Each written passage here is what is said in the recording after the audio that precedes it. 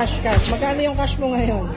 7,000 dirhams. Ilang buwan yan?